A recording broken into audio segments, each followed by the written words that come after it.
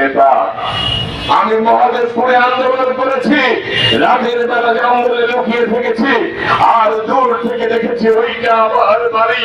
সেইখানে আমার অসুস্থ মা, আমি তার চিকিৎসা করাতে পারি নাই, সেই বাড়িতে যেতে পারি নাই। আর এত কিছুর পরেও কি আমাদেরকে আরো পরীক্ষা দিতে হবে?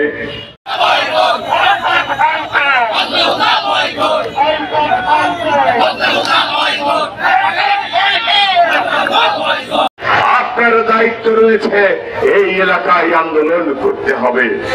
প্রিয় ভাইরা আমার, নেতার সেই কথাকে বুকে ধারণ করে নওগাঁ রাজশাহীর রাজপথে আন্দোলন করেছে, সংগ্রাম করেছে, অবরোধ করেছে, মহাদেবপুরে আন্দোলন করেছি।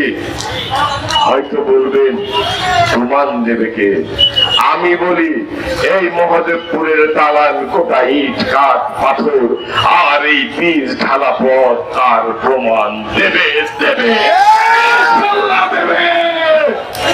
1,66,000 ভোটার, এই সংখ্যাগরিষ্ঠ ভোটারের মতামতকে যদি উপেক্ষা করেন, আমি জানি না আমরা হয়তো জনগণের কাছে যাব, জনগণকে আমাদের থেকে মুখ ফিরিয়ে নেবে কিনা।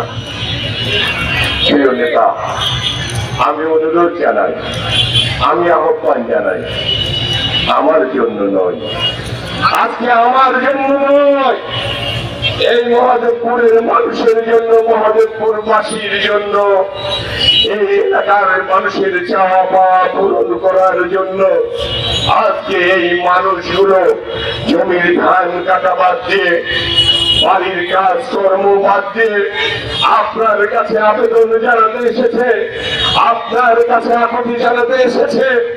আপনি যেন তাদের মুখের দিকে তাকিয়ে, তাদের চোখের ভাষা বুঝে, তাদের মনের কথা শুনে আপনি যেন তাদের প্রতি সদয় হয়ে তাদের চাওয়া পাওয়া পূরণ করেন। এই মানুষগুলো পরিবর্তন চাই। প্রিয় নেতা, আপনি তাদের কথা শুনবেন, তাদের চোখের ভাষা বুঝবেন, তাদের মনের কথা শুনবেন, তাদের চাওয়া পাওয়াকে মূল্যায়িত করবেন। এইটাই এই মানুষগুলোর চাওয়া। তাই আমি বক্তব্য দীর্ঘায়িত না করে শুধু বলতে চাই, আমরা তো ধানের শীষে দিত, দীর্ঘ 17 বছর অত্যাচার সহ্য করেছি, নির্যাতন সহ্য করেছি, জেল খেটেছি, জুলুম হয়েছে, কিন্তু দল তো ছেড়ে যায় নাই, দল কখনো আমরা ছেড়ে যাই নাই।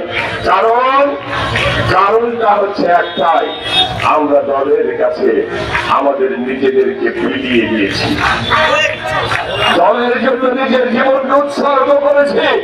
এই মানুষগুলো ধানের শীষের জন্য নিজের